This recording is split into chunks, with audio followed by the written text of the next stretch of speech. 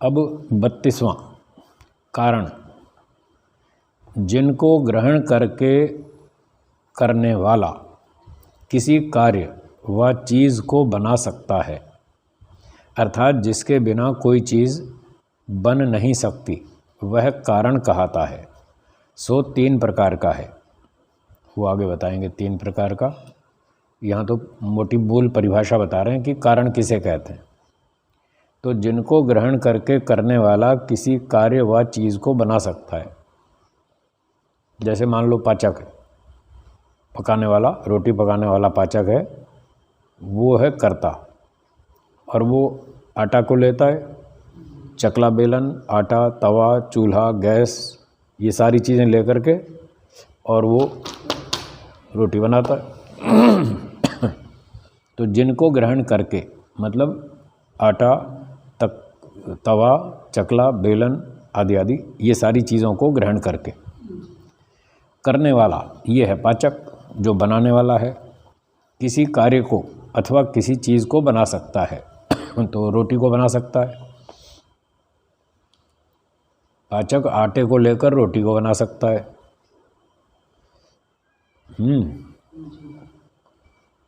अर्थात जिसके बिना कोई चीज़ बन नहीं सकती। तो आटे के बिना रोटी बन नहीं सकती, चूल्हे के बिना तवा, चकला, बेलन, गैस चूल्हे के बिना बन नहीं सकती, पाचक के बिना भी नहीं बन सकती।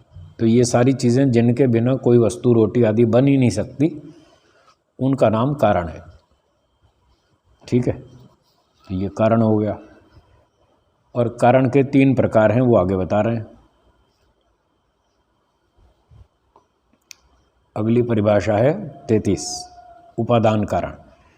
3 कारणों में से पहला प्रकार उपादान कारण, जिसको ग्रहण करके ही उत्पन्न होवे व कुछ बनाया जाए, जैसा कि मिट्टी से घड़ा बनता है, उसको उपादान कारण कहते हैं। तो जैसे अभी हमने आटे का उदाहरण दिया, महर्षि जी ने मिट्टी का उदाहरण दे दिया, वो भी ठीक है, ये भी ठीक है। तो जिसको ग्रहण करके कुछ उत्पन्न होवे या बनाया जाए, तो मिट्टी को लेकर के घड़ा बनेगा, तवा बनेगा मिट्टी का, सकोरा बनेगा, आदि आदि कुछ भी चीज़ें बना सकते हैं। तो मिट्टी को ग्रहण करके जो उससे आगे कार्य वस्तु बनाई जाती है, उस मिट्टी का नाम उपादान कारण है। कच्चा माल, रॉ मटेरियल, उपादान कारण, उससे फिर आगे घड़ा आदि कुछ भी चीज़ बना सकते हैं, ये उपादान हो गया। वो रोटी वाले उदाहरण में आटा उपादान कारण हो गया, उसी से रोटी बनेगी। तो उपादान कारण को ही थोड़ा घुमा फिरा के रूपांतर कर देते हैं। जिस वस्तु को लेकर उसको रूपांतरित कर दें, तो उस वस्तु का नाम उपादान कारण। जैसे मिट्टी को घुमा फिरा के घड़ा बना दिया, सोने को लेकर अंगूठी बना दिए, कंगन बना दिया, और गले का हार बना दिया, वो सोने को ही रूपांतरित कर दिया। तो जो सोना रॉ मटेरियल है वो उसका उपादान कारण कहलाता है। दूसरा है निमित्त कारण। अगला जो परिभाषा है 34, निमित्त कारण, जो बनाने वाला है, जैसे कुम्हार घड़े को बनाता है। इस प्रकार के पदार्थों को निमित्त कारण कहते हैं। तो बनाने वाला चेतन ही बनाता है, अपने ज्ञान से, इच्छा से, प्रयत्न से, कलाकारी से। तो बनाने वाला जो कुम्हार है, जो घड़े को बनाता है, वो इस घड़े का निमित्त कारण। घड़ा है कार्यवस्तु, कार्यवस्तु के 3 कारण होंगे।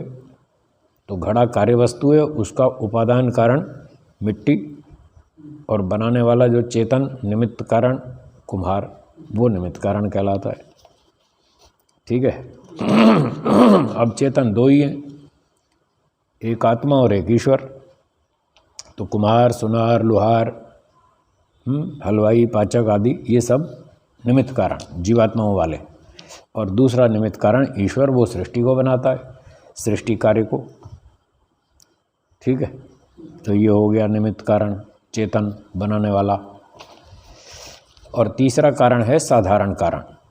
सिद्धांत संख्या 35, जैसे कि दंड आदि और दिशा, आकाश तथा प्रकाश हैं, इनको साधारण कारण कहते हैं। तो साधारण कारण का मतलब है कि पहले दो कारण हमने ढूंढ लिए, एक उपादान कारण, एक निमित्त कारण। दो का निर्णय हो गया और ये दोनों बिल्कुल स्पष्ट हैं। जो कच्चा माल है, रॉ मटेरियल, वो उपादान, घड़े का मिट्टी उपादान, रोटी का आटा उपादान, और बनाने वाला वो चेतन है, वो भी स्पष्ट है। तो जो भी इस घड़े आदि को बनाने वाला हो, उसमें जो चेतन आत्मा है वो निमित्त कारण हो गया। अब घड़ा बनने में बाकी जितने भी बचे खुचे पदार्थ हैं जो उसमें संबद्ध होते हैं घड़ा बनाने में, जिनके बिना घड़ा नहीं बन सकता, कारण की परिभाषा बताई थी, जिसके बिना कार्य नहीं बन सकता। तो जितनी चीज़ें इसमें जुड़ेंगी, सहयोग करेंगी बनाने में, वो सब की सब साधारण कारण। तो उपादान एक हो गया, निमित्त दूसरा हो गया, बाकी सारी चीज़ें साधारण कारण, वो 2, 5, 7, 8, 10, 20 कितनी भी हो सकती हैं, वो परिस्थिति पे डिपेंड करता है। तो जैसे घड़ा बनाने में दंड है, चाक है, चाक डंडे पे ही बनाते हैं ना घड़ा, तो डंडे से चाक को घुमाते हैं और फिर उस पर मिट्टी रख के घड़ा बनाते हैं। तो घड़े के बनाने में चाक है, डंडा है, दिशा है, काल है, आकाश है, प्रकाश है, लाइट भी तो चाहिए। लाइट भी तो चाहिए ना वस्तु बनाते समय। तो ये प्रकाश भी है, दिशाएं भी हैं, काल भी है, आकाश भी है। वैशेषिक दर्शन में हम पढ़ ही रहे थे, दिशा, काल, आकाश, ये सब उसके सहयोगी कारण हैं। तो वहाँ के 3 कारणों के नाम अलग हैं, ये 3 कारणों के नाम अलग हैं, थोड़ा अंतर है। वैशेषिक दर्शन में थोड़ी व्यवस्था प्रक्रिया अलग है, यहाँ हम इस साधारण प्रक्रिया को समझ रहे हैं। तो इसमें जो बाकी सारी चीज़ें बच गई घड़ा बनाने में सहयोगी, उन सब का नाम साधारण कारण है। ठीक हो गया? तो इन 3 कारणों से क्या बनता है? कार्य बनता है। जो वस्तु उत्पन्न हुई उसका नाम है कार्य। अब 36वें सिद्धांत में उसकी परिभाषा बताते हैं, कार्य क्या है। जो किसी पदार्थ के संयोग विशेष से स्थूल होके काम में आता है, अर्थात जो करने के योग्य है, वह उस कारण का कार्य कहलाता है। जो किसी पदार्थ के संयोग विशेष से, कोई उदाहरण ले लेते हैं मिट्टी का। मिट्टी उपादान कारण थी, तो किसी पदार्थ का मतलब मिट्टी। जो किसी पदार्थ के संयोग विशेष से, तो मिट्टी के संयोग विशेष से, उसको अच्छी तरह एक टेक्निकल तरीके से मिट्टी को घुमा घुमा के गोल गोल करके इस प्रकार से बना दिया जाता है। तो मिट्टी का जो है विशेष संयोग किया इस प्रकार से, एक कलाकारी से, ऐसा करने से स्थूल होके काम में आता है। मिट्टी तो ऐसे बिखरी पड़ी थी, छोटे छोटे टुकड़े थे मिट्टी के, उनको जोड़ जोड़ के एक बड़ा गोलाकार घड़ा बना दिया, तो ये स्थूल हो गया। कारण सूक्ष्म होता है, कार्य स्थूल होता है, ये एक मोटी पहचान है। आटा सूक्ष्म होता है, फिर रोटी बड़ी बनती है, ईंटें छोटी छोटी होती हैं, मकान बड़ा बनता है। इस प्रकार से धागे, तंतु छोटे छोटे होते हैं, फिर जोड़ जोड़ के लंबा थान बना देते हैं वस्त्र का। तो इस प्रकार से कारण सूक्ष्म होता है और कार्य स्थूल होता है। तो महर्षि जी कह रहे हैं संयोग विशेष से स्थूल होके काम में आता है। फिर जब मिट्टी से घड़ा बना दिया, घड़े को पका देंगे, बढ़िया तैयार हो गया, अब वो हमारे काम आएगा, हम उसका लाभ उठाएंगे। काम में आता है मतलब हम उसका लाभ उठाएंगे, पानी भरेंगे, ठंडा करेंगे, पिएंगे और अपनी रक्षा करेंगे। इस प्रकार से वो जो वस्तु बनी वो हमारे काम आती है, कुछ हमारा प्रयोजन सिद्ध करती है, कुछ हमें सुख देती है, लाभ देती है वो वस्तु, तो उसका नाम कार्य है। आगे लिखते हैं अर्थात जो करने के योग्य है। तो कार्य शब्द संस्कृत का है, उसका अर्थ होता है करने योग्य। तो करने योग्य का मतलब है यहाँ बनाने योग्य, निर्माण करने योग्य। जो करने योग्य है अर्थात बनाने योग्य है। तो बनाने योग्य क्या था? घड़ा। मिट्टी से घड़ा बनाया, अवयवों का संयोग करके जो वस्तु बनकर तैयार हुई वो है करने योग्य, तो उसका नाम कार्य है। वह उस कारण का कार्य कहलाता है। तो 3 कारण बताए थे, इन 3 कारणों का वो कार्य कहलाएगा घड़ा जो बना तैयार हुआ। ये बनने योग्य होगा या बनाने योग्य होगा? वो तो भाषा है, जैसे मर्जी बोल लो। बनने योग्य कह दो तो भी ठीक है, वो बनेगा घड़ा बनेगा, कुम्हार बनाएगा। तो बनाने योग्य कह सकते हैं, बनने योग्य भी कह सकते हैं। घड़ा बनने योग्य तभी तो बनता है। यदि घड़ा बनने योग्य न होता तो कुम्हार कितना भी जोर लगा ले वो नहीं बनेगा। इसीलिए मैंने कहा कि बनने योग्य। हाँ घड़े को मुख्यतः। हाँ, बनने योग्य भी है ऐसा भी कह सकते हैं, और बनाने योग्य है ऐसा भी कह सकते हैं। ठीक है। हाँ, तो रोटी बनने योग्य है तभी तो बन जाती है। अगर बनने योग्य ना होती तो बनती ही नहीं। आप सिर्फ पानी से हलवा बना के दिखाओ नहीं बनेगा, क्योंकि पानी से हलवा बनने योग्य नहीं है, इसलिए वो नहीं बन सकता। जो बन सकता है वही बनने योग्य है। तो रोटी बनने योग्य भी है और बनाने योग्य भी है।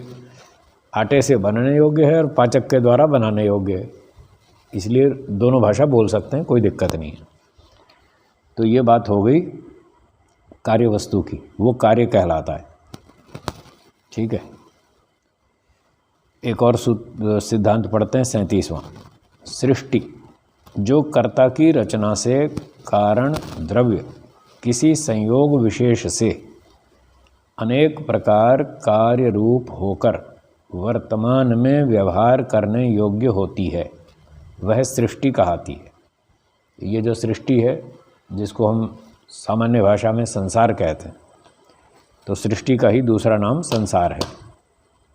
तो क्या अर्थ बताया इसका परिभाषा? जो कर्ता की रचना से, तो कर्ता है ईश्वर, करने वाला अभी बताया था स्वतंत्र कर्ता। जो स्वतंत्र है, चेतन है, वो कर्ता है। तो यहाँ सृष्टि का कर्ता ईश्वर है, इसलिए यहाँ कर्ता की रचना से, इसका अर्थ बनेगा ईश्वर की रचना से। ईश्वर रचना करेगा, ईश्वर बनाएगा, तो ईश्वर द्वारा बनाए जाने से कारण द्रव्य, ये प्रकृति है। तो ईश्वर ने क्रिया की अपने ज्ञान विज्ञान से, शक्ति से, बुद्धिमत्ता से और जो कारण द्रव्य है प्रकृति वह कारण द्रव्य किसी संयोग विशेष से, अब ईश्वर ने संयोग विशेष किया परमाणुओं में, सत्व रजतम को अलग अलग प्रकार से जोड़ा तो महतत्व बनाया बुद्धि, फिर और ढंग से जोड़ा अलग टाइप से तो दूसरी वस्तु बनाई अहंकार, फिर तन्मात्राएं बनाई, मन बनाया, बुद्धि बनाई, इंद्रियां बनाई, ये सारी चीज़ें बनाई, फिर पंचमहाभूत बनाए, फिर प्राणियों के शरीर बनाए, वृक्ष वनस्पतियां बनाई, सारी सृष्टि बनाई, लोहा सोना चांदी तांबा खनिज पदार्थ धातुएं पेट्रोलियम पदार्थ सब चीज़ बनाई। तो ईश्वर ने अपनी कलाकारी से, अपनी रचना से मूल प्रकृति को कारण द्रव्य प्रकृति को तरह तरह से संयोग विशेष करके अनेक प्रकार कार्य रूप होकर, तो अनेक प्रकार से वो कार्य रूप बना दिया, इतनी सारी चीज़ें बना दी, और इतना सारा कार्य रूप होकर वर्तमान में व्यवहार करने योग्य होती है। तो इस समय वर्तमान में वो हमारे काम में आ रही है, व्यवहार में आ रही है। सोना चांदी लोहा तांबा अभ्रक और पेट्रोलियम पदार्थ और दूसरे वनस्पतियाँ औषधियाँ जड़ी बूटियाँ और पशु पक्षी प्राणी सूर्य पृथ्वी अग्नि जल वायु, ये सारी चीज़ें हमारे काम में आ रही हैं व्यवहार में। तो इन सारी चीज़ों को मिला करके सृष्टि कहलाती है। जो भी प्रकृति से ये सारा जगत बना, ईश्वर ने बनाई, व्यवहार करने योग्य है वो, उसका नाम सृष्टि। तो इस प्रकार से सृष्टि जिसका सृजन किया गया, सृष्टि जिसका सृजन किया गया, जो बनाई गई, प्री प्लान्ड बनाई गई, योजनाबद्ध ढंग से बनाई गई, उसका नाम सृष्टि।